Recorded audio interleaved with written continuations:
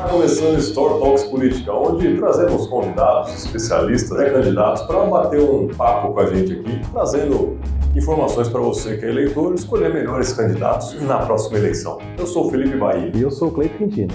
E para você que nos segue, nos acompanha no Facebook, Instagram, YouTube, tem mais alguma? Por favor? TikTok, todas as plataformas de áudio e vídeo. Deixa o seu like, comenta, compartilha, xinga a gente e deixa aí uma indicação do teu político, do teu candidato, pra gente trazer ele aqui e conhecer as ideias. E esse programa é um oferecimento do Café Govone, um café de excelente qualidade, com grãos selecionados, aquela torra perfeita, nada daquele carvão que você toma por aí. Quer conhecer? Manda um direct pra gente, agenda um horário aqui, vem conhecer o estúdio e tomar um cafezinho com a gente. Apresentando o nosso convidado, Lucas Romero, empreendedor, fundador da Greenfish Cervejaria, presidente da Piraserva, que eu quero já saber o que é isso aí, e pré-candidato a vereador por Piracicaba pelo Novo. Exatamente, gente, gostaria de agradecer pela oportunidade de estar aqui contando um pouquinho, né, da minha história e tudo mais. Ter o prazer de degustar esse café gostoso, daqui a pouco eu já vou levar o meu.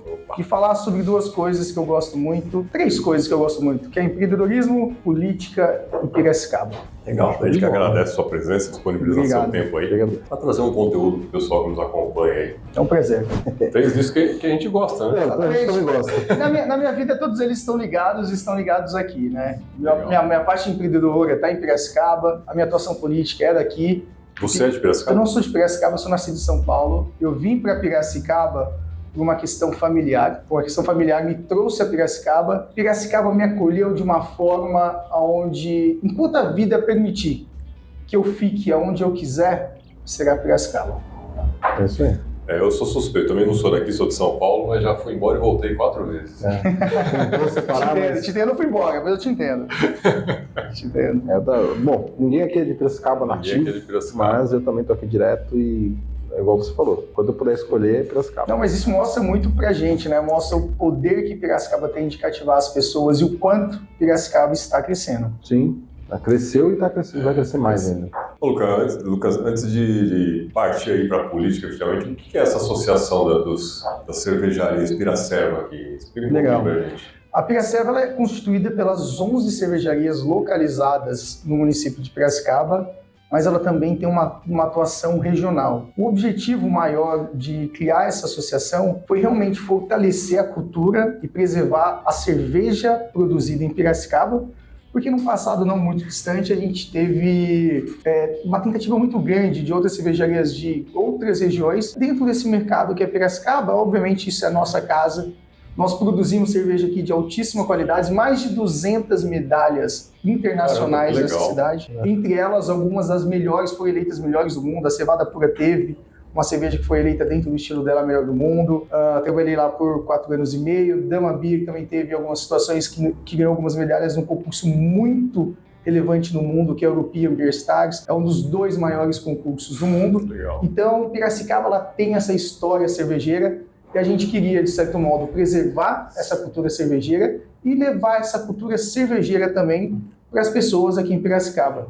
Tanto para os piracicabanos, tanto para os inúmeros turistas que visitam a nossa cidade. Cerveja de Piracicaba para o mundo. Cerveja de Piracicaba para o mundo. Já que ganhou o prêmio, está sendo visto de uma forma lá fora, né? Exato, totalmente. Se não me engano, eu não lembro exatamente qual a sequência, né? Mas aqui em Piracicaba, a Cevada Pura vai fazer 22 anos, se não me engano. E é uma das 4 primeiras cervejas artesanais aqui do Brasil, né? Começou 22 anos atrás, onde nem se tinha malte, não se tinha lúpulo, não se tinha equipamento, não se tinha cervejeiro, ninguém sabia o que era uma cerveja artesanal e desbravaram esse mercado. Hoje nós temos 11 cervejarias formando esse polo cervejeiro de Piracicaba, que atua tanto na cultura cervejeira, na promoção cultural e eventos, e também, obviamente, na parte educacional dentro do universo cervejeiro. Legal. Interessante, é um mercado bem gigante e dá para explorar legal, né? Exato. O Brasil é o 3º maior produtor de cerveja no mundo, né? É uma posição muito notável. Quando a gente fala no mundo, a gente perde simplesmente para a China e Estados Unidos, nessa sequência mesmo. O Brasil é o 3º, mas quando a gente fala de cerveja artesanal no Brasil, a gente está começando. Eu vou pegar um exemplo dos Estados Unidos comparado com o Brasil. O Brasil hoje, o mercado das cervejas artesanais representa em torno de 1,5% do volume de cerveja vendido no Brasil. Nos Estados Unidos, eles já alcançaram 15% do mercado. Mesmo hoje aqui nós somos em torno de 2.000 cervejarias, sendo que mais de 1.900 dessas 2.000 surgiram nos últimos 20 anos. Bem grande a ser explorado. Exato. E hoje no Brasil também é uma outra curiosidade. Nós temos um estilo já definido internacionalmente como estilo brasileiro de cerveja. Por exemplo, quando a gente fala em Pilsner, você vê a cerveja Pilsner, aquela cerveja mais consumida. Ela foi criada lá na República Tcheca. Então hoje nós temos um estilo que foi criado no Brasil, que é largamente produzido em território nacional, que é chamado Catarina Sour. Catarina Sour.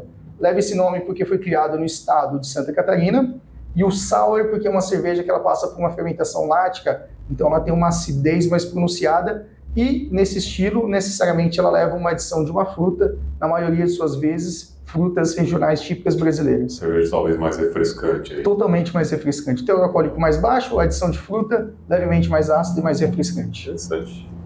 Bom saber. Fiquei até curioso. Vamos gravar um programa só sobre isso, né? Vamos. E tema para falar sobre cerveja, Não a falta. gente pode perder umas 3 vidas aqui que não acaba. Se tiver tomando cerveja, então, vai que vai mesmo. Legal, legal. E como que foi esse caminho agora? Eu quero também entender que momento que você resolve entrar para política ativamente, partidária? É a tua primeira eleição que você vai disputar? A segunda, nas eleições passadas eu fui candidato a deputado estadual pelo Partido Novo. Em Piracicaba, eu tive mais de 2.000 votos aqui em Piracicaba.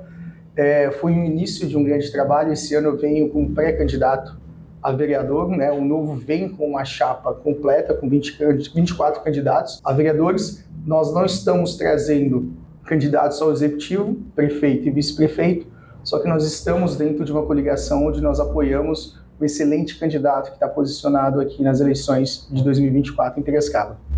Como começou a política na minha vida, né? Eu costumo dizer para todo mundo que no nosso dia a dia, ele é político, né? As nossas relações, seja ela em casa, seja ela no trabalho, seja ela na rua, elas são relações, de certo modo, políticas. Só que ela não é uma política partidária. E a política partidária, para mim, ela surgiu basicamente há 4 anos atrás, quando eu me filiei ao Novo, e tudo isso foi um processo de indignação da forma com que a política era realizada.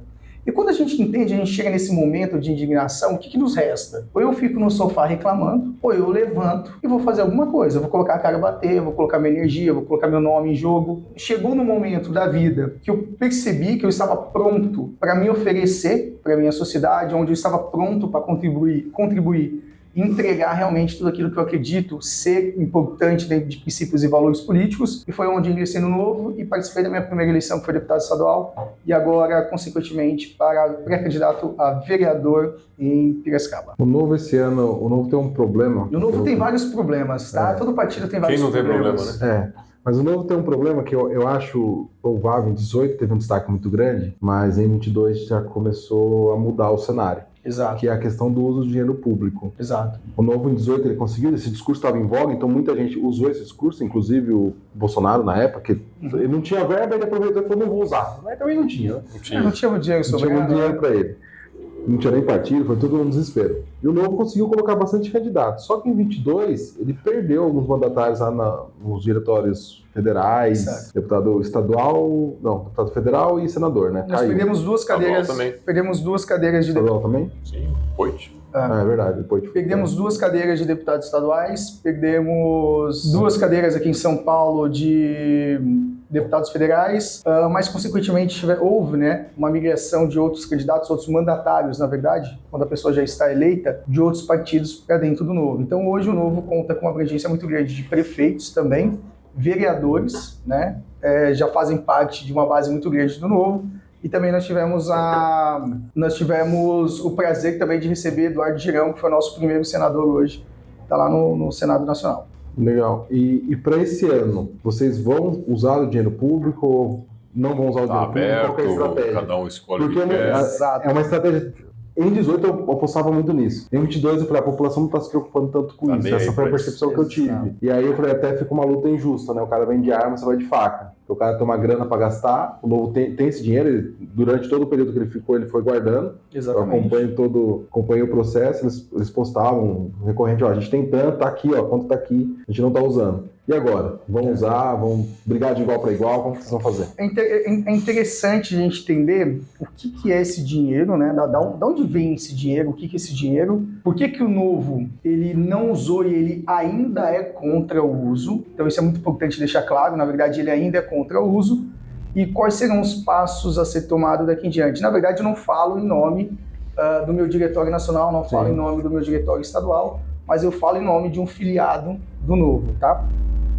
Primeiro, quando a gente olha dentro de um partido, existem 3 fontes básicas de receita dentro do partido, que é um fundo chamado fundo partidário, que é um fundo público, então na verdade é dinheiro do próprio cidadão, que vem para os partidos para custeio, para que os partidos se mantenham. Depois, nos anos de eleição, existe um fundo chamado fundo eleitoral, que é aquele que é decidido a cada eleição, geralmente ele sempre sobe, né? Se a gente pegar, por exemplo, o fundo eleitoral, quando ele iniciou, quando foi restrito, o STF restringiu a doação de empresas para partido, foi criado o fundo eleitoral. Ele partiu ali de próximo a 2 bilhões de reais, e hoje ele está chegando acima de 5 bilhões de reais. Cada ano, a ambição política do lado financeiro, ela cresce cada vez mais. Então, o partido ele tem essas 2 fontes de financiamento, e a terceira fonte de financiamento é a parte de doação. Então, o Novo ele sempre se manteve através de doação, seja para custeio do partido, seja para as campanhas políticas. A minha campanha para deputado estadual, há 2 anos atrás, ela foi custeada através de doação, não usei 1 centavo de dinheiro público. E o que nós sentimos, né? Eu estou falando isso como uma experiência de candidato e como filiado no Novo. O que nós sentimos que nós trouxemos para a discussão dentro do partido? Quando você faz uma campanha, eu vou dar exemplos, eu vou te dar números. Quando você faz uma campanha para deputado estadual, a minha campanha, declarado lá no site do TSE, se não me engano, são algo em torno de 17 mil reais custou a minha campanha. Eu concorri nessa região aqui nossa de Piracicaba, essa região metropolitana, com candidatos que tinham 800 mil reais para fazer uma campanha. E por mais que você tenha boa vontade, por mais que você tenha pessoas que compartilham aquilo que você pensa, aquilo que você acredita e estejam abertas a te ouvir, você sempre vai ter uma limitação da onde você consegue chegar. Obviamente as redes sociais hoje elas quebraram um pouco isso. Mas você colocar o pé na estrada e andar, ele te custa energia, ele te custa. Sim. Ele tem um custo financeiro. Então, quando você tem essa disparidade, você já começa vários quilômetros atrás dos demais candidatos. E aquilo que eu falei para vocês no começo, nós somos contra o uso e continuamos contra o uso. Só que na política, uma coisa muito simples, né? A política você só consegue mudar as coisas por dentro, você não consegue mudar as coisas por fora. Mesmo aqueles que tentam mudar as coisas por fora, precisam das pessoas que estão dentro para que a mudança realmente aconteça. E nós entendemos que nós precisamos estar lá dentro, defendendo de fato de que esse dinheiro não deve vir do cidadão, mas a gente só vai conseguir mudar isso o dia que a gente tiver força política, tamanho e estivermos lá dentro. Então é necessário que você esteja dentro do jogo para que você mude a regra do jogo. Basicamente a gente costumava dizer assim, o Novo ia para a campanha com um goleiro fora do time. Então, assim, não usar o dinheiro do fundo, seja ele eleitoral ou do fundo partidário, hoje, em função, na verdade, de ser uma lei, ele não é errado, né? Então, na verdade, pode não ser ético. Mas não é legal. Não é legal. Mas a mesma coisa, você vai jogar lá seu futebol e fala assim, não, eu não preciso de goleiro, porque eu sou melhor que todo mundo, até sem o goleiro. Não, vamos lá, vamos usar a regra do jogo, vamos mostrar como as coisas funcionam, e a partir dali a gente vem realmente com esse trabalho de mostrar que não é necessário dinheiro público para fazer campanha, dinheiro do cidadão. E tem uma outra coisa que a gente era muito cobrado, esse é um ponto muito interessante, esse é um ponto que eu trouxe para minha reflexão. Sempre quando a gente ia discutir isso com o pessoal, a gente era muito questionado, tá, beleza, mas esse dinheiro vem de onde? Esse dinheiro vem do imposto de vocês. Infelizmente, no Brasil, o imposto não vem em boleto. Seria legal se o imposto viesse em boleto, separado, e daí o cidadão ia ver quanto ele paga de imposto. Né? Hoje, o Brasil tem a maior carga tributária do mundo. Quando vem esse questionamento, as próprias pessoas que apoiavam o Novo falam, eu já paguei esse dinheiro. O governo já está usando esse dinheiro. Então, por favor, faça um favor para mim. Use para que o outro partido não usa. Então, de certo modo, quando você olha para dentro de si, eu também paguei essa conta já. Então vamos usar isso para fazer o melhor que a gente pode fazer, entregar o melhor para a sociedade. Então a questão já não é mais se você usa ou não. A questão é, você usando as regras do jogo, o quanto melhor você consegue entregar para a sociedade. Então, se a gente pode fazer uso disso para entregar algo melhor para a sociedade, lembrando que nós somos contra que isso permaneça. E lá na frente, mudar isso, encontrar uma outra forma, né, de fazer a política, de sustentar o ambiente político, porque eu acredito que, obviamente, isso deve vir da iniciativa privada e da pessoa física. Até lá, a gente tem que entregar o melhor para a sociedade com aquilo que ela disponibilizou dentro dos recursos públicos. A doação foi feita coercitivamente, né? Que é um discurso que eu gosto. Então, em 18 ficou muito escancarado. Até que meus votos foram nos candidatos do Novo, em 18. Obrigado por todos eles. E aí, em 22, o Novo deu uma rachada. Houve um fenômeno do Bolsonaro. Não foi só dentro do Novo. Não foi. Mas é que o Novo ficou mais gritante. Assim, eu queria a tua opinião nesse cenário. Porque eu tenho alguns amigos que são novistas aqui em Piracicaba. Começaram o Novo e falaram, eu acompanho o Novo desde quando começou o embrião lá, eu já estava contribuindo, era afiliado e tal. Muitos deles gostaram do Bolsonaro e não gostaram da atitude do Amoedo. Exato. E aí eles abandonaram o Novo nessa situação. E o Novo, eu senti que o Novo deu uma trincada ali, meio pra onde eu vou. O que você achou da atitude do Amoedo no cenário? Ele tinha que ter sido, na sua opinião, mais incisivo, do tipo, o menos pior é o Bolsonaro, vamos pra cá, ou ele fez certo? Qual que é a sua opinião? Não sei se a minha opinião sobre esse ponto, não a minha opinião sobre o Amoedo, mas assim, eu acho que o posicionamento dele foi totalmente errado, mas foi uma postura de crítica ao próprio partido. Eu vou explicar o porquê tudo isso aconteceu. Primeiro, é bom a gente entender o que foi o fenômeno Bolsonaro dentro da política. Se eu pegar a política há 10 anos atrás, que não é muito tempo, pegar 8 anos, dá 2 eleições, 8 anos atrás. Se eu pegar a política 8 anos atrás, a nossa direita era conhecida como PSDB. O pensamento de direita era o PSDB, que naturalmente é um partido socialista, né? Isso é claro hoje em dia para todo mundo. Então, na verdade, o Brasil ele nunca teve direita. E o Novo surgiu ali em 2016 como uma das opções de direita. Uma das opções, porque o Novo, ele, além de ser um partido, ele é posicionado de direita, mas é um partido de pensamento liberal, né? O partido de pensamento liberal é aquele partido basicamente que entende que a participação no Estado dentro da vida das pessoas deve ser minimizada, porque as pessoas têm autonomia para gerir a sua própria vida, seja ela em aspecto financeiro, seja ela na questão que for. E também, de certo modo, a gente não fica restrito a atuar só de certo modo, a defender só aquilo que seria uma pauta de direita. Mas existem muitas pautas de esquerdas, por exemplo, também, de certo modo, que merecem atenção, que são positivas para o país. Não é porque direita que é esquerda, não é porque eu estou na direita que eu não vou apoiar uma pauta boa de esquerda. Se essa pauta for boa para o país, não for para colocar nome de rua, se ela realmente for uma política pública que vai trazer retorno para a nossa sociedade, por que eu vou ser contra porque eu sou de direita, né? Então, o liberal ele tem muito esse pensamento. O fenômeno Bolsonaro, ele trouxe uma linha de direita que até então não existia no Brasil. E as pessoas algumas pessoas começaram a se identificar com esse tipo de pensamento. Só que essas pessoas, elas estavam em vários ambientes da sociedade. Estavam na casa nossa, estavam no nosso trabalho, estavam dentro de um partido político. E várias pessoas foram, obviamente, criando uma similaridade com esses pensamentos e se distanciando um pouco daquilo que elas já defendiam politicamente anteriormente. E isso não trouxe só uma discussão para os partidos políticos, isso trouxe uma discussão para as próprias famílias. Na minha família, por exemplo, eu tenho pessoas que não se falam porque um é Bolsonaro, outro eu não sei o quê, sabe? E começam a brigar por causa disso. Mas futebol é corintiano, palmeirense, São Paulino, santista, e não brigam. Religião, com religião, sem religião, evangélico, católico, e não brigam. Agora, falou da política ali, da esquerda e da direita, eu não entendi até onde as pessoas absorver esse espírito, né, ou criar esse personagem dentro dela. Porque política, para mim, é fazer o bem para a sociedade de forma coletiva. Se está na esquerda, na direita, no meio, se for o bem para a sociedade de forma coletiva, eu acho que tudo é muito válido.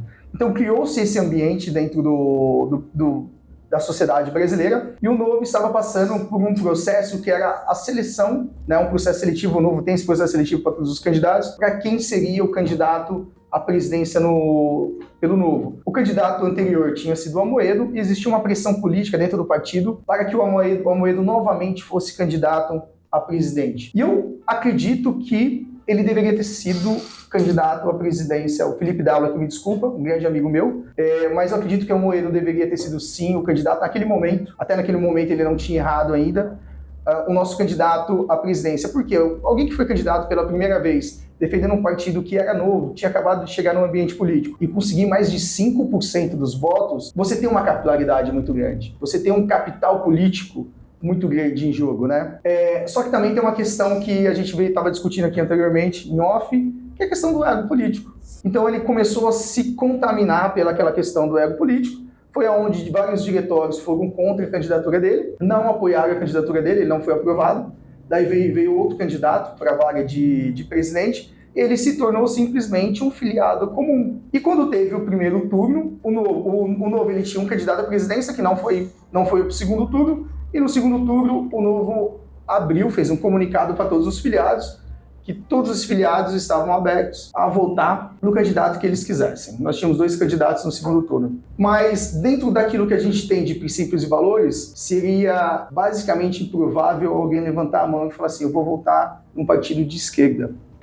Ainda mais sendo um candidato que era no momento. E o Amoedo fez isso. Mas ele fez isso também com uma crítica interna ao partido, e a partir disso foi entrado dentro do comitê de ética do partido um processo administrativo que acabou culminando na expulsão dele do partido. Eu acompanhei perto, porque a gente fica sempre xingando o Amoedo lá. Amoedo, vem aqui, pra que a gente xinga pessoalmente. Não, mas eu concordava, aí na opinião pessoal, eu concordava com o Amoedo e o meu colega não discorda e a gente ficava discutindo isso. É difícil falar, né? Égua é complicado. É difícil falar até onde foi o quê, né? Eu gostava da posição do Amoedo, concordei na maioria dos casos. Quando ele declarou o voto, eu falei, não, aí você não pode. Na minha opinião, ele poderia ter votado. Mas a mesma crítica que eu faço por Bolsonaro e por Lula às vezes vocês falam demais. Em certas coisas vocês não precisam falar em público. Você tem uma massa, você tem um capital. Tem coisas que você sabe que você não pode falar em público, que vai influenciar muita gente. E vai prejudicar muita gente também. E quando o Amoedo declarou o voto, eu falei, aí você errou o pé, né? Aí você tava... Errou feio. Errou feio, porque você... Errou feio. Não, ele se sacrificou. Eu não vejo o Amoedo hoje. Ele se errou politicamente naquele momento. A não ser que num futuro que eu não duvide, ele vire não tenho nada contra, tá? Mas basicamente eu vou utilizar essa expressão. Ele vira um esquerdista de Copacabana. Eu acho que não tá longe esse futuro para ele. Não tá longe, porque ele já entendeu que dentro daquilo que ele vinha defendendo, né? Dentro dos partidos de direita, ele já não tem mais voz política mais, ele já não tem mais atenção. Talvez em algum outro momento ele encontre essa atenção em outro lugar. Ele vai cair para um PSDB, talvez. Fica aí minha previsão política. Vamos ver o que vai acontecer aí. Para Piracicaba, pensando em Piracicaba agora, o que o Novo tem de proposta? O que eu estou perguntando pro pessoal, assim, como a gente não é que a gente é apolítico, mas a gente é meio desconectado de Piracicaba, assim, dos problemas. Eu brinco que a gente está aprendendo muito agora, né? Eu tenho muita sorte, porque eu não tenho o que reclamar de Piracicaba. Os buracos, beleza, já tá aí há 50 anos, não vai mudar agora. Surgiu Piracicaba. Mas eu não tenho essa visão, assim. Às vezes o pessoal, a saúde tá muito ruim. Cara, sempre que eu precisei do público aqui, fui bem atendido, fui bem tratado. Meus pais precisaram. Sempre que eu precisei do público, eu tive muita sorte. Mas você, assim, o que você acha que é o cenário mais crítico de Piracicaba hoje e como que o Novo pode ajudar você, que se eleito como vereador, como que você pode ajudar a resolver? É muito interessante a gente olhar, a gente entender quais são os problemas da nossa cidade, né? É muito comum qualquer outro candidato ou pré-candidato, seja a nomenclatura for pertinente ao momento, sair falando, não, eu quero botar um postinho ali, quero botar uma escola ali, eu quero fazer aquele retorno da minha avenida, mas para uma cidade do tamanho de Piracicaba isso é muito pequeno, isso é um pensamento político muito pequeno, isso é muito pequeno. E quando você olha os problemas reais de Piracicaba, para mim são simplesmente dois problemas. O primeiro problema real que Piracicaba tem é a questão hídrica. Existem pesquisas com bastante fundamento técnico e científico que dizem que a partir de 2025 não haverá água suficiente para Piracicaba. 2025. A gente está falando daqui um pouco mais de um ano e meio.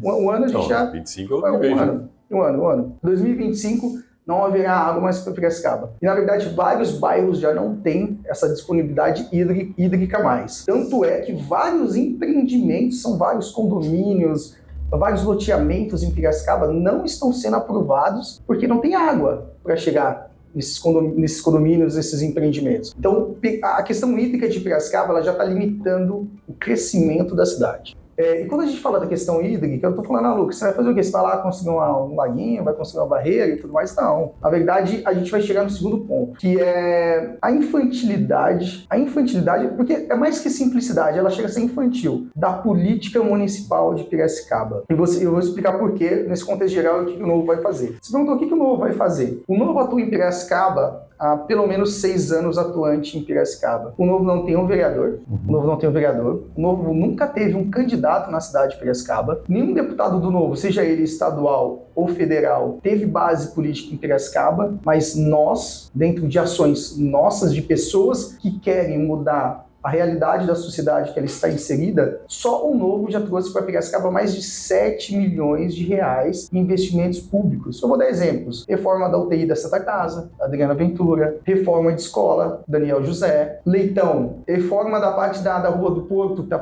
passando por, o Parque da Rua do Porto está passando por uma reforma, iluminação de LED, tem alguns móveis ali que estão sendo mudados. Tudo isso foram verbas que nós fomos atrás. Mesmo não tendo nenhum candidato aqui, nós colocamos mais de 7 milhões de reais na cidade. Isso é vontade de mudar. Nós não precisamos de uma cadeira lá dentro do Legislativo, dentro do Executivo para fazer isso. Nós somos pessoas que queremos e trabalhamos para que a cidade, que a nossa sociedade evolua e a gente consegue fazer isso. E por que eu falo que a política é até infantil? Primeiro que a maioria dos políticos aqui, seja ele executivo, seja ele legislativo, ele acha que a política tem que ser feita para o bairro dele só.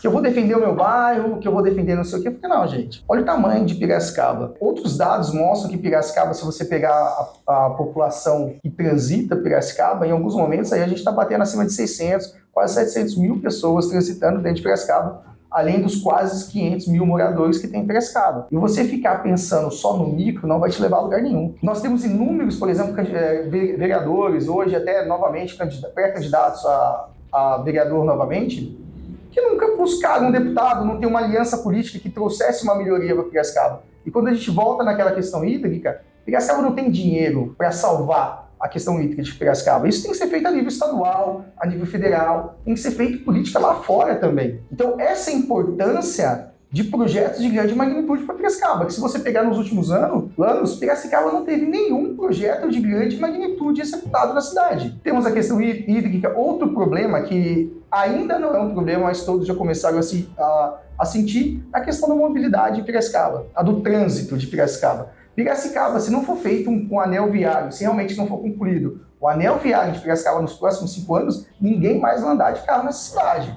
O horário de pico nós já sentimos isso. Porque, na verdade, nós trazemos todas as pessoas para cruzar a cidade. Se você olhar o direcionamento de fluxo e não sair da cidade e realmente alcançar o ponto de destino com um fluxo menor de carro. Então, assim, Limeira tem um anel viário, foi feito um anel viário em Limeira. Piracicaba precisa pensar em infraestrutura para ela garantir o seu futuro.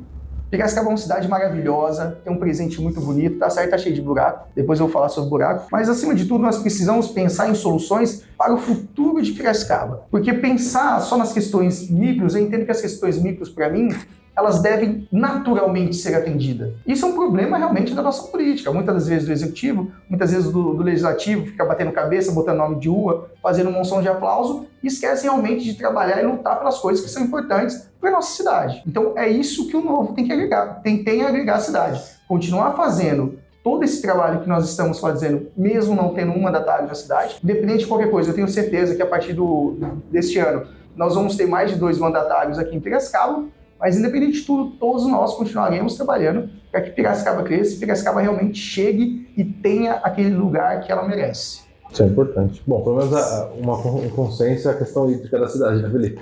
E os buracos. E os buracos.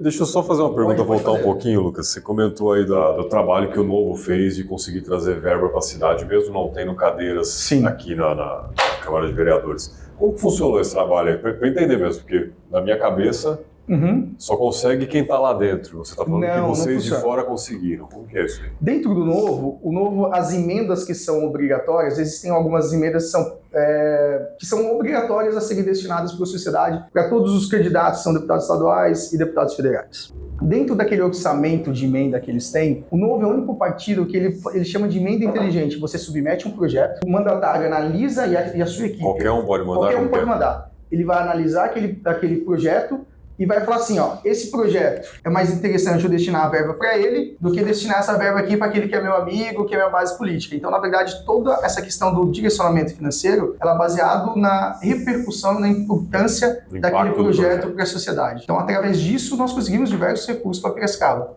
E nós temos inúmeros dos 23 vereadores que nunca trouxeram R$1 para a cidade, mas levaram bastante. É outro ponto. Sobre o buraco, é interessante, só fazer um comentário sobre o buraco, né?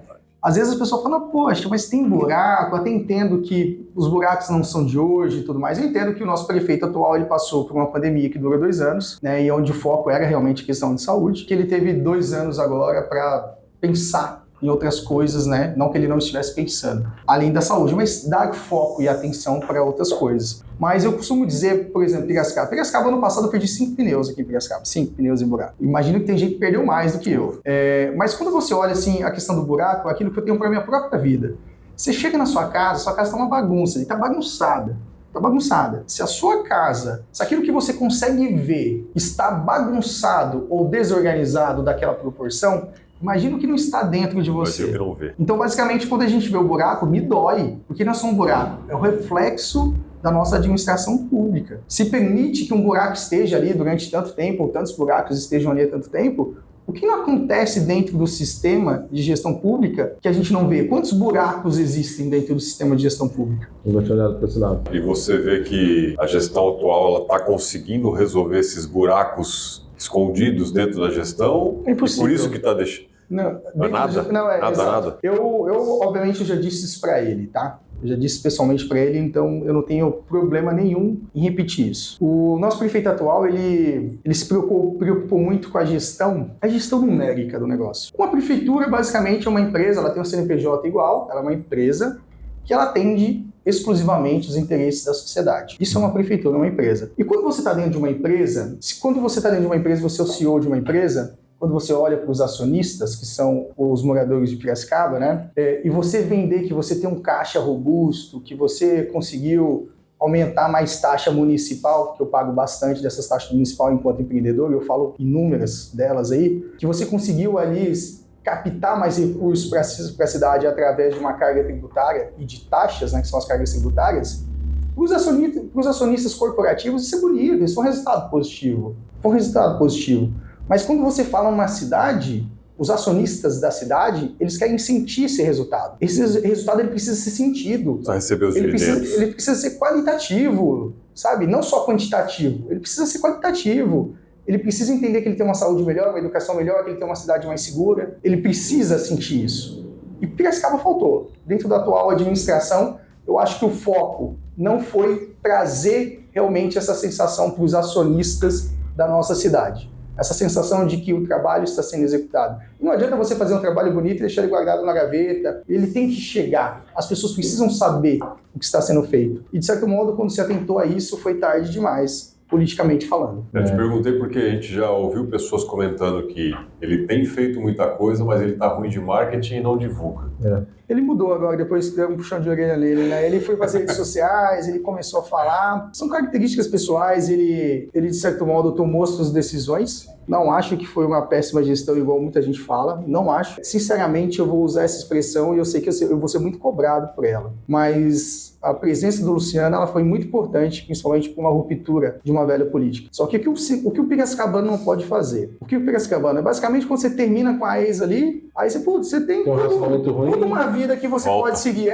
Não, minha relação com a ex não foi satisfatória, mas eu tô com meio sem paciência aqui de pensar no meu futuro, de trazer coisas melhores para mim. Aí eu vou lá e ligo, né, para isso, saudade de você. Mas, na verdade, isso não é saudade, isso não é. Então, na verdade, o que o Piracicaba não pode fazer? O Piracicaba precisa entender que esse momento foi necessário, e que ele tem que seguir adiante. Ele tem que seguir adiante. Não é porque, por exemplo, às vezes um governo atual não entregou tudo o que ele esperava que ele precisa retroagir. Ele pode entender que isso é uma oportunidade de vir coisas melhores. Isso é uma mensagem muito importante. Eu não tinha parado para pensar por esse lado, mas é crítico, porque a tendência, pelo menos que a gente tem ouvido, é essa, né? Mas eu acho que não. Se eu tivesse você não vota aqui. Eu apostaria que não. Você não vota aqui. Mas eu sou palpiteiro. É igual futebol, também não jogo com palpitando, então. Não. Mas assim, você falou um negócio, eu fiquei pensando e é isso mesmo. Calhou de casar com a pandemia, a saída, então é a mesma pegada do Lula. Lula deu muita sorte. Corre o risco de dar uma nova sorte agora, né? Tá com uma expectativa, com commodities de novo, virar o agro de novo, ele vai acertar o pé de novo. E realmente é isso, porque quando trocou, aí tem a pandemia, que aí afeta negativamente. Então, como foi o governo do Luciano? Foi uma bosta. Pô, mas você teve 2 anos que você ficou parado. Exato. E aí você tem essa percepção de perda, de frustração, de todo o processo da pandemia. Você não pode colocar o seu efetivo da prefeitura municipal, que é o maior efetivo, a maior empresa da cidade é a nossa prefeitura municipal. Você não pode colocar essas pessoas para fazerem o trabalho dela. Tiver que fazer em casa, fazer parcial, fazer da maneira que, obviamente, né, no momento era permitido, fazer um modo home office e tudo mais. Então, entendo o prejuízo que isso traz. Né? A gente teve esse exemplo nacional, temos esse exemplo, obviamente, municipal, e eu duvido também que se fosse outra pessoa no lugar, também conseguiria um resultado diferente. Muito diferente, E aí teve uma galera que perdeu o emprego, aí quando você perguntar, esse prefeito foi bom? Porque ele foi esse período? Nesse período foi ruim, que eu perdi o emprego. A pessoa não faz o link, não faz a racionalidade. Empresas fechadas também, então você pensa. Exato. Uma carga negativa muito grande. Mas eu não sei. Assim, eu tenho uma resistência, eu estava discutindo com meu colega também a questão das pesquisas, né? Se eu tivesse dinheiro, eu ia pagar umas 5 pesquisas. Não, mas eu ter papo com 10 mil moradores para entender a realidade. É interessante porque a pesquisa, o que acontece numa cidade de interior, principalmente quando você tem algum candidato muito populista, né? Que é o caso de Piracicaba. Primeira coisa, aquela pesquisa espontânea, que é quando a pessoa fala quem ela vai votar. Se você fizesse uma pesquisa espontânea no São Paulo, tenho certeza que vai ter gente que vai falar que vai votar no Maluf até hoje. Sim. Porque é o que lembra na cabeça. Eu sei que o Maluf sempre vai ser candidato. É um exemplo que nós temos em Piracicaba. Nós temos um eterno candidato. Então, assim, quando você entra nesse ambiente, obviamente a pessoa ela traz essa lembrança, né? Porque é o nome mais fácil. Se você pegar o governo PSDB, mesmo contando quando ele esteve ausente, que na verdade ele esteve por trás, foram 16 anos de governo. 16 anos de governo PSDB em Piracicaba. Não tem como as pessoas não terem uma recordação disso. Né? E o brasileiro, obviamente, as coisas ruins ele esquece rápido.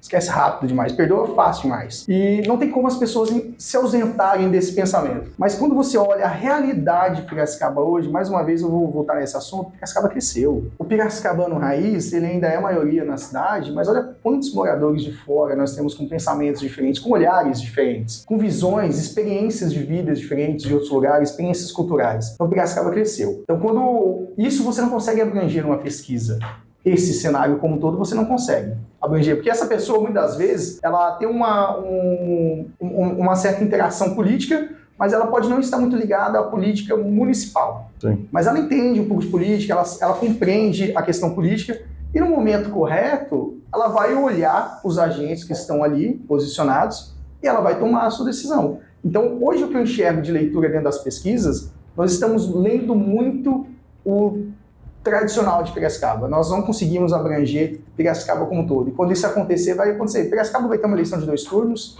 e no segundo turno teremos surpresa, não tem dúvida. Mas será uma eleição de 2 turnos. Apostas. Suas apostas. Eu também acho que dá 2 turnos. Devia ter, né? Será que eles vão abrir? Deve ter pra tudo. Deve ter. Vão ganhar dinheiro logo. E qual que é o seu sentimento? Você está em contato com a população aí. Certo. Você acha que está refletindo isso? Em que sentido você diz? Piracicaba cresceu, vindo gente de fora. Você acha que esse pensamento da população também está mudando perante esse crescimento? Vamos parar de olhar só para o que era o antigo e vamos ver o novo? Eu acho que existe. Nós não somos partidários, nós temos que ficar aqui e manter nossa isenção. Não, a piada foi. Eu gostei de trocadilho, mas assim, eu acho que isso é um processo. Eu acho que isso é um processo que já se iniciou, mas isso obviamente ainda é um processo. É igual quando o pai, eu tenho 3 filhos, é igual quando o pai olha para os filhos, né? Sempre vai achar que o filho é uma criança, pequenininho, que precisa de cuidado e tudo mais, até o momento que o filho olha para você e fala assim, pai, te abandona, vai, segue a vida dele. Então eu acho que Piracicaba você já começou a perceber que as coisas mudaram, que seu filho cresceu, seu filho está mudando, né? Seu filho tem um pensamento próprio, que já tem opiniões, ele já tem uma educação que você criou ali dentro. Estou gostando das analogias. E que vai chegar um momento desse filho chegar e falar, não, pai, deixa agora eu conquistar o meu espaço. Então eu não tenho dúvida que Piracicaba vai passar, igual passou Campinas, igual passou Ribeirão Preto, é um momento disruptivo, onde ela olha e fala, nossa sociedade é muito maior do que aquilo que eu acreditava ser. mas eu acho que nós estamos no caminho. E se não for essas eleições, não passa da próxima. Essa mudança ela vai acontecer. Se não fizer essa mudança, a transição, essa crise hídrica de 25 vai forçar, né? Esse é um ponto vai que a gente não tinha abordado ainda. Tinha abordado. Né? Na verdade, A crise hídrica todos que assim, que a crise a gente aborda sempre por conta das perdas hídricas, tubulação antiga e tal, mas essa falta de água que você está comentando, acho que ninguém trouxe. Não, só que a tubulação ninguém vai mexer. Nenhum prefeito vai mexer. Primeiro, você não tem dinheiro e você não vai pagar uma cidade para mexer no subsolo. Você não vai. Isso não tem não é racional. Isso não é racional. Você tem que e trabalhar mesmo que você tomar essa decisão, isso vai ser um projeto de longo prazo, de muito longo prazo. Custo altíssimo. Você diminuir a sua perda, né, após a captação de água, Piracicaba dizem que chega quase a 66%, 50%, tem pessoas que falam 40%, tem pessoas que falam 60%, mas acredito que ela está no 66%, que toda a água que você capta, pelo menos metade dela, você perde, isso não vai mudar. Só que não adianta você querer discutir, culpar o prefeito porque você perde 50% da água. Porque se eu ficar culpando ele e perdendo tempo, eu esqueço que eu preciso ampliar a minha captação de água, eu vou chegar no ponto crítico que está desenhado para 2025. Então, na verdade, nós temos que olhar para a captação. Existem vários projetos em discussão com o governo estadual, mas precisamos de força política dentro do governo para que isso seja executado. A gente tem que parar, eu entendo a questão do buraco, eu falei a minha analogia do buraco, mas enquanto o nosso trabalho, politicamente falando, for tapar buraco, a gente está entregue politicamente, como sociedade. Porque é o que a gente faz não só na rua, mas na política em si. Né? Eu acho um absurdo. Eu acho um absurdo, por exemplo, um vereador que a partir do ano que vem vai ganhar R$18.500, ser fiscal de buraco. Você contrataria uma pessoa... Nomeador de placa. Você é dono dessa empresa chamada Piracicaba. Você contrataria uma pessoa por R$18.500 para olhar os buracos? Para ficar fazendo um videozinho, olha o buraco. Por que em vez de ficar lá, olha o buraco, ele vai lá e tapa o buraco? Falou, tapei mais um buraco, vou atrás do próximo. É mais fácil, falar do executivo. É fácil, mas o que ele fez para resolver o problema? Ele fez um vídeo e falou mal. Pô, assim é fácil trabalhar, né? E o papel, na verdade, deveria ser... Eu vi um projeto, vou falar que não sei se você já viu isso. É um carro inteligente, é um carro estilo da Google. É uma empresa de tecnologia, uma startup. Você paga um cara para ficar andando com o carro. Igual aquele que a gente tem na Zona Azul, que vai multando a pessoa. Isso, exatamente esse. É como os carros da Google. Artificial. Câmera, inteligência artificial, ele vai mapeando. Então, quando você tem câmera para todo lado, então você passou na rua, passou num buraco, ele identifica, ele já pontua, tem um buraco aqui, tem um buraco aqui, tem um buraco aqui. Então, é um carro rodando, não preciso colocar nenhum vereador. Eu coloco um motorista, um salário menor que R$18.000, para ele ficar rodando a cidade. E quando ele acaba a cidade, porque também é cidade gigante, ele volta do começo e também fica assim. Só que ele não faz só o mapeio de buraco, ele faz o mapeio de faixa que não está sinalizada, mato alto, placa que já não está ali no local, uma placa de pare, carro parado em cima da calçada, também já dá uma multinha ali, né? Se é ilegal, né, gente? Não, se é legal, é legal. E aí ele faz todo esse trabalho. Desculpa porque é errado, é errado. Aí ele faz todo esse trabalho. Já ouviu falar desse projeto? Porque não sei se faz sentido para Piracicaba, eu não sei quanto custa também, mas seria algo interessante. Não deve ser menos que os R$18.000 por mês que paga para cada E assim, se você fica eficiente, né? Porque quando você tem um carro circulando, quanto tempo dura um asfalto? Não faço ideia, mas acho que a prefeitura deve saber bem feitinho. Não, deve saber, um asfalto bem feitinho. O problema é bem feitinho. Mas é o mesmo exemplo que a gente tem dos semáforos inteligentes para diminuir o fluxo de trânsito. Piracicaba começou a adotar isso agora, gente. Semáforo inteligente. Já tem instalado? Tem alguns, mas se você pegasse cidades como São Paulo, como Florianópolis, isso são projetos de 30 anos atrás. 30 anos atrás. 30. Então, assim, por isso que eu falo que a gente tem que olhar não só para dentro do barco, mas como que está o mar e qual é o sentido que a gente quer tomar nesse oceano. Então, Piracicaba tem que começar a pensar dessa maneira. Preservar a sua história, que é incrível, é linda. A história de Piracicaba é admirável nacionalmente, mundialmente, mas nós precisamos olhar para o futuro. Piracicaba não vai dar certo se nós não olharmos para o futuro. E o fato de não dar certo é você chegar num ponto crítico de colapso realmente social, onde nada começa a funcionar e tudo aquilo que você precisa fazer vai ser caro ou inviável. O crescimento desordenado é pior do que não crescer. Tudo que você fala aí para mim, empreendedorismo, para quem é do negócio, é lógico. Funciona, a teoria é linda. Por que você acha que é tão difícil quando os caras estão lá conseguir fazer isso? É a polarização, é a briga, eu não quero aceitar o projeto do outro, é o ego? Tem o ego, tem tudo, mas na verdade, basicamente, eu imagino, porque eu nunca estive lá dentro, então eu vou usar essa expressão. Sim. Eu imagino que o maior problema se chama rabo preso. Quando você deve satisfação, quando você deve algum tipo de responsabilidade, seja ela social, criminal, favor para alguém, você não pode ser quem você é, você não pode falar o que você pensa, você não pode lutar pelo aquilo que você acredita, porque você se molda aquelas condições que te colocaram. Quando você não tem o rabo preso politicamente, eu não tenho ninguém que bancou minha campanha, ninguém me deu caixa 2, não devo favor a ninguém, eu posso ir lá e posso defender o que eu quiser.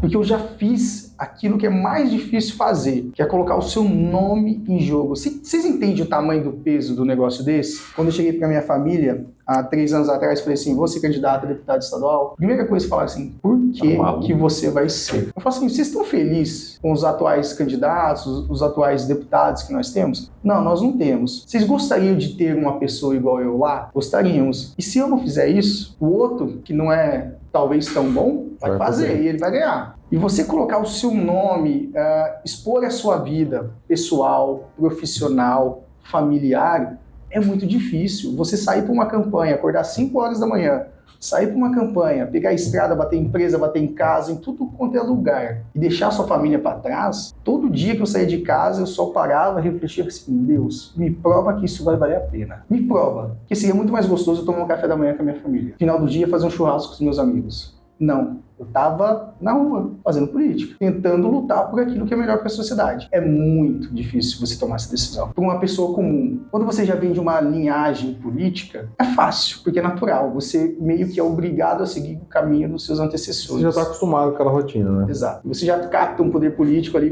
próprio das próprias famílias. Agora, para uma pessoa comum chegar e fazer isso, é uma decisão muito difícil. É uma decisão muito difícil. Você se questiona várias vezes. Várias. E no final você chega cansado e bate cabeça e tenta, de certo modo, explicar um pouco daquilo que você acredita para as pessoas, e você encontra pessoas que não estão interessadas nem a ouvir, sabe? E isso vai te consumindo. Você chega com aquela energia pesada no final do dia em casa. Quem tem que te aguentar é sua mulher, seus filhos que tem que te aguentar. E eles são muito importantes nesse processo, porque uma pessoa sozinha não aguenta isso não. Se você não tiver uma base familiar que te apoie, você não aguenta sozinho. É muito pesado. É muito pesado. Na teoria, eu imagino. Mas deve ser pior. Não, é complexo. Porque sempre você vai pegar um ou outro que vai fazer um ataque desmedido. Você virou alvo, né? Política, e uma coisa, você fez um comentário bem interessante no começo, que o brasileiro ele é uma maluquice, né? Futebol, você senta na mesa com um cara de cada time, você fica horas depois do jogo, um chamando o outro de bandido, de ladrão. Faz piada, tira sarro, um tira sarro do outro, e nós levamos uma boa. Religião já é um pouco mais delicada, mas a gente ainda consegue conviver. Mas política ficou maluquice. Muito ficou, tipo, eu escutei alguém falando assim, não é adversário, virou inimigo. Isso foi uma estratégia. Mas é muito engraçado que as pessoas, no geral, é muito difícil entender que isso é uma estratégia política. Quando você traz apenas 2 opções, um lado ou outro lado, para a sociedade, você cria uma linha de sucessão de poder dentro dos lados muito grande. Por que o atual presidente até hoje, o atual presidente fala do ex? Ele tem que falar do Brasil, ele tem que mudar da coisa até hoje. Ele está perdendo tempo com o ex até hoje. Por que ele está fazendo isso? Tem que manter vivo, né? Exatamente, é mais fácil brigar contra um. É mais fácil brigar contra um do que eu permitir que outras pessoas de qualidade apareçam, surjam. E não tenho dúvida que vocês vão ver isso acontecer, né? Como a política vai ser pesada para esses novos agentes da política, esses agentes públicos. Por exemplo, Tarcísio, Romeu Zema, o quanto eles vão sofrer agora nas eleições de 2016, que vai ser a discussão de quem realmente vai vir para competir politicamente. Né? Existem algumas restrições no nosso ex-presidente Bolsonaro, e eu não tenho dúvida que vão se buscar outras alternativas, né, para se posicionar contra o atual governo, e eles vão pagar muito esse preço. Eles vão pagar muito esse preço. Porque é muito mais fácil você dividir em 2, ou é um ou é outro. Eu tenho 50% de chance de ganhar se eu dividir em 2. Sim.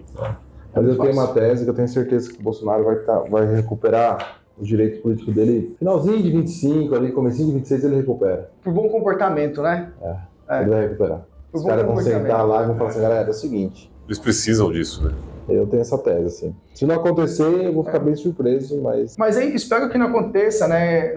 Enfim, não é que não espero que não aconteça. Espero que não se repita aquele pensamento do PSDB do Aécio Neves. Você lembra aquele pensamento do Aécio Neves quando houve o mensalão no governo Lula? E tinha tudo para acontecer um impeachment naquele momento, com o escândalo do mensalão. E o Aécio Neves era o candidato do PSDB à presidência, né? E estava perto já das eleições ali e tudo.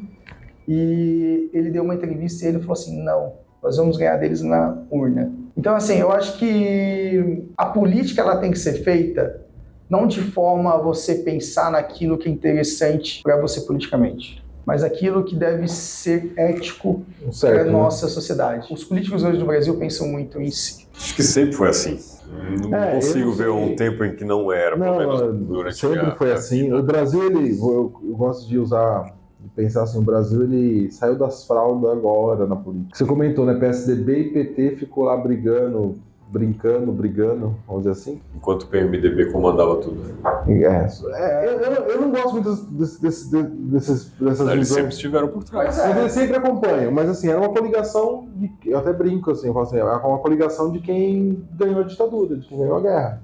Né, se o Bolsonaro trazia muito isso, foi uma guerra contra o comunismo. Tá, então o comunismo venceu. Porque se quem fez a Constituição são todos os partidos de esquerda, claro, perdemos a guerra. Mas assim, o que me chama a atenção é, agora tem mais pessoas pensando um pouco mais, pensando e refletindo.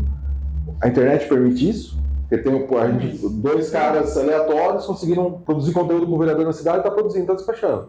Estava permitindo, né? Que na verdade agora com algumas decisões do STF haverão algumas restrições. Restrições no sentido de impulsionamento, né? Mas até algum cerceamento mesmo de pensamento veio sendo aplicado nos últimos tempos no Brasil. Não, eu sei, mas tipo, você vai ter que pensar a receita de bolo no meio da música, né?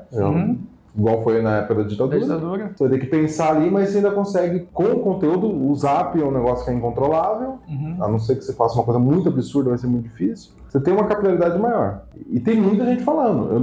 Eu pergunto, mesmo que superficialmente. Mesmo que a turma misture conceitos e vire uma bagunça, uma salada de fruta. Só lê a manchete e... Continua, isso acontece, mas eu nunca vi, tipo, eu converso com o meu irmão tem 51, tá velho. Tá chegando, hein? Você também, ou não. Ou não. Eu pergunto pra ele assim, eu brinco com esse pessoal, desculpa, qual a sua idade? 39, você tem 40. Eu tenho 35, sou o mais novo da mesa. Com 35, vocês estavam tendo essa conversa? Não tava. Não, com 35 não tava. Eu pergunto pro meu irmão de 50, cara, com 35 anos você tava tendo essa conversa numa mesa? Hoje é molecada de 20. O teu filho, Lucas, o Lucas tem uma opinião, ele tem uma visão, meu sobrinho de 26 tem essa visão, já tem um posicionamento, já consigo me identificar. A gente fazia muito, a gente terceirizava muito, né? Sim. A nossa responsabilidade civil ali, realmente, de exercer a política, né? A gente de certo modo, é uma abstenção e uma terceirização da sua responsabilidade. Não, eu não me interesso, deixa os outros decidirem. Mas uma coisa é clara, isso é uma frase que basicamente eu falo ela quase todos os dias, quem não se interessa por política será governado pela minoria que se interessa e acabou. Não existe outro resultado. Então, ou você se interessa e defende aquilo que você acredita ser melhor para você, ou não reclama, porque alguém vai decidir por você. E tudo bem, se você não se interessa, não quer participar, não quer acompanhar, você deu o trabalho de escolher um partido, qualquer um, tá? E eu vou dizer assim, abre o leque aí do espectro político, escolhe um e vira um filiado. Contribui lá com 30, 40, 50 reais por mês. Pelo menos vá lá e vote. Vá lá e vote. Piracicaba, 30% das pessoas em Piracicaba não votam. Isso é verdade. Pelo menos vá lá e vote. Escolha alguém que você acredite que vai fazer o melhor para você. Pelo menos isso. Ou, se você vai terceirizar, pelo menos terceirize. Vote, né? Porque esses 30% nem terceirizando, eles estão no sentido de vou votar no candidato do meu pai, né? Vou votar no candidato do meu amigo. Esses 30% mudam o resultado. Nossa, drasticamente. É realmente aquele pensamento, né? Você tem uma empresa, aí você tem uma diretoria, aí você vai ter um presidente dessa empresa, aí você é um acionista e vai ter que escolher quem vai trabalhar nessa empresa. Você fala assim, empresa, tanto faz, pode colocar qualquer um. Escolhe aí pra mim, gente, tá tudo bem. Não é assim que as coisas funcionam. Mas ninguém precisa amar a política, não é esse o ponto. Ninguém precisa amar, mas eu acho que todo mundo precisa entender que a política é importante e que o resultado da nossa vida enquanto sociedade ela é baseada nas decisões políticas. E é lento, né? Também o pessoal às vezes quer muito resultado rápido, né? Escolhi, por exemplo, que você deu, trocou o prefeito, em 4 anos deu ruim, não, volta pro outro. Volta pro outro porque o novo não deu certo. O outro fez alguma coisa. O outro fez alguma coisa. Mas não é que ele fez alguma coisa, ficou 16 anos fazendo. O mundo aconteceu em 16 anos.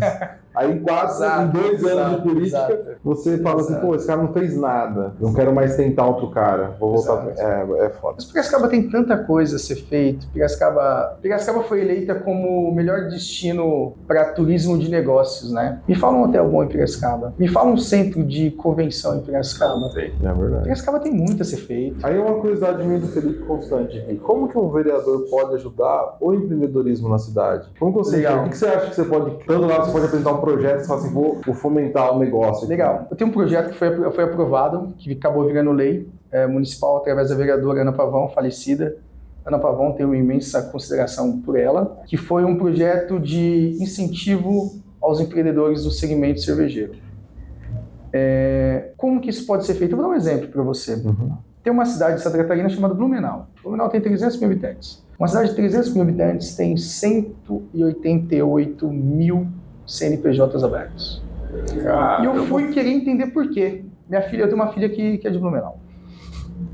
Eu fui querer entender o porquê. Eu vou para lá cada 2 meses. Fui querer entender por quê. Aí eles têm um centro que chama Praça do Empreendedor. Aí eu sentei com a atendente e falei, moça, o que você faz aqui? Ela começou a conversar comigo, eu comecei a perguntar. Ela viu que tá perguntando demais. Eu falei assim, você não quer conversar com o meu gerente? Aí fui na sala do gerente. Sentei e comecei a conversar. Ele me explicou basicamente tudo que eles fazem, né? Só para você ter uma ideia, ali na Praça do Empreendedor, eles fazem 20 mil atendimentos por mês. Você não tem o SEMAI lá dentro da prefeitura que atende o cara da água, você não tem autarquias ou órgãos que fazem esse atendimento ao público, só que você não tem nenhum que atende aquela pessoa que quer investir na sua cidade, empreendedor.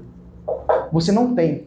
Uma semana depois eu estava conversando com o secretário de Desenvolvimento Econômico da cidade. Me levaram para conhecer o cara porque eu me interessava pelo assunto. Ele me explicou, me apresentou basicamente tudo. Por exemplo, se você quiser abrir um CNPJ MEI, você senta naquela mesa que eu sentei, em 30 minutos você sai com o seu CNPJ aberto. A prefeitura abre o CNPJ para você. Você sabe quanto tempo eu demorei para conseguir o alvará da minha cervejaria nessa cidade? Chuta. 6 meses. Chuta. Não, esse cara é mais. 2 anos. 2 anos? Eu demorei 2 anos para conseguir o alvará de licenciamento. Só para você ter uma ideia, teve um dos trâmites internos que passa por diversas secretarias, né? Ele demorou 4 meses para passar de uma mão de uma pessoa para outra. 4 meses o processo demorou na mão de uma única pessoa lá dentro. Essa é uma o cara sai daqui, vai para a cidade do lado e tira o... porque assim... Como que você faz para incentivar o empreendedorismo? Tira os obstáculos do caminho. Tira os obstáculos. Você quer investir em Piracicaba? Tá aqui, ó. Vamos aqui, senta aqui. Vamos abrir sua empresa. Você tá com uma dúvida de qual secretaria você tem que conversar? Tá aqui, ó. A secretaria tá aqui do lado, já vai lá, já conversa, resolve o seu problema. Então é assim que você faz, tirando os obstáculos. Você não precisa dar dinheiro, você não precisa dar terreno, você não precisa fazer nada. Você tem que tirar os obstáculos da frente das pessoas que querem empreender. Porque o empreendedor, ele vai colocar dinheiro, ele vai contratar pessoas, ele vai girar a economia municipal. Então, assim, por que você vai dificultar a vida de alguém que quer contratar pessoas e investir dinheiro na sua cidade? É só não atrapalhar, né? Esse é um ponto, porque tem umas coisas que não faz sentido lógico para mim. Então, mas esse tipo de coisa é algo que vem do executivo. Mas pode vir através de projeto de lei. É isso que eu ia te perguntar. Isso pode vir através de projeto de lei. Isso pode vir através de projeto de lei. Isso pode vir através de certo modo, negociações políticas dentro da própria ação do executivo, porque os vereadores, eles têm um poder de diálogo dentro do executivo, de certo modo, um direcionamento pontual em alguns momentos e algumas bandeiras que eles possam defender. E certamente, educação e empreendedorismo são as bandeiras que eu mais vou defender. Sabe quanto que custa um aluno de ensino médio para a cidade de Piracicaba? Não. Um aluno de ensino médio custa R$ 2.500. Tá certo que o ensino médio ele é muito custeado pelo governo estadual. Mas vamos, independente se você está no fundamental ou no médio, só para você ter uma ideia de quanto custa um aluno. Eu vim de uma cidade onde eu morei em Minas durante dos 8 aos 17 anos. Morei numa cidade de Minas. E lá existia um colégio, que era um colégio público. Eles chamaram esse projeto, que era um projeto grande no estado de Minas Gerais, chamado Colégios Polivalentes. O meu colégio em Minas tinha campo de futebol, pista de atletismo, tinha 2 quadras, laboratório de ciência, laboratório de física, laboratório de informática, colégio público. E para você entrar no colégio, você tinha que fazer um vestibulinho. Era um vestibular daquele colégio. Tipo um Senai da vida aqui. Exato. SESI.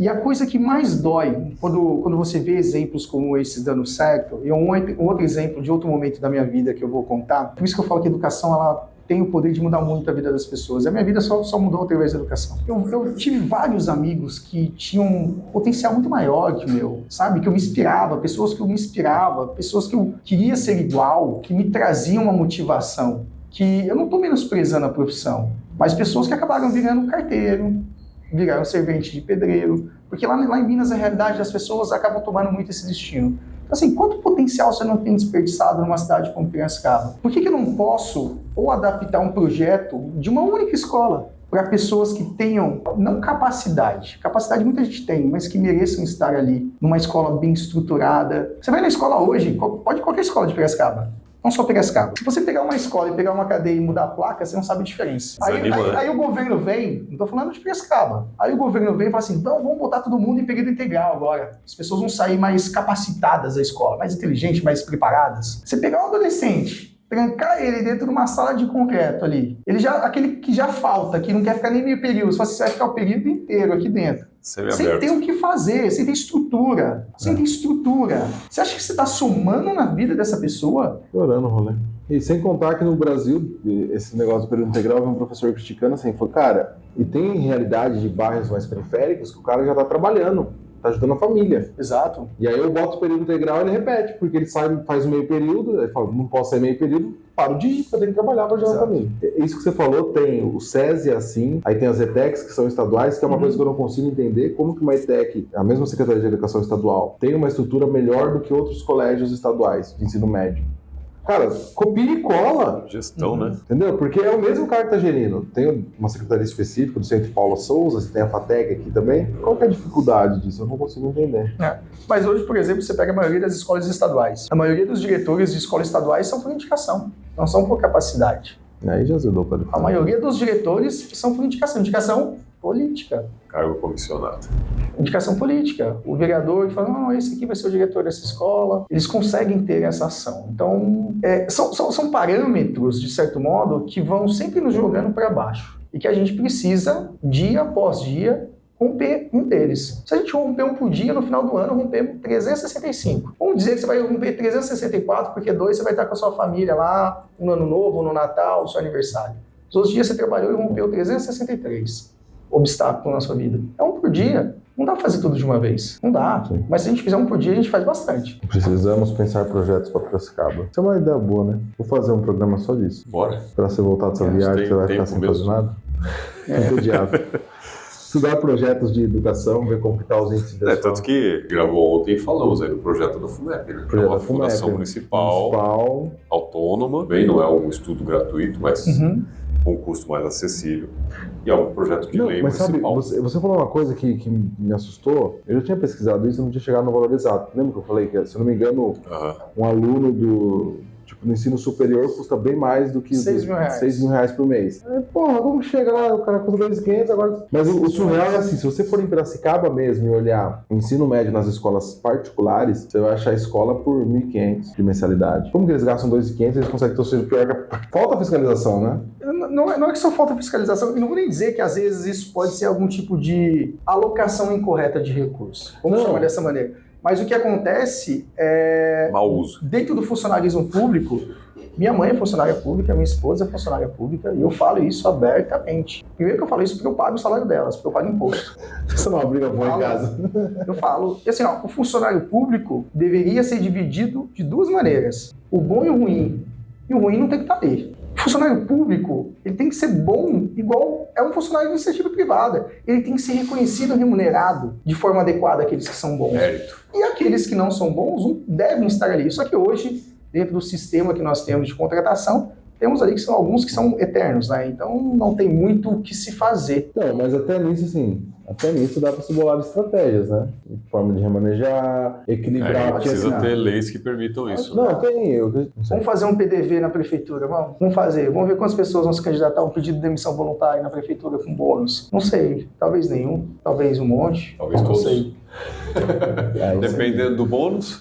Dependendo do bônus. Mas é complexo, né? Não, o Brasil é... Não é para amadores. Lucas, a gente Obrigado, tá cara. tomando seu tempo aí já. Imagina. Obrigado por bater papo, trazer conceitos aí um pouco diferentes. Gostei muito das analogias. Fica muito lúdico de entender.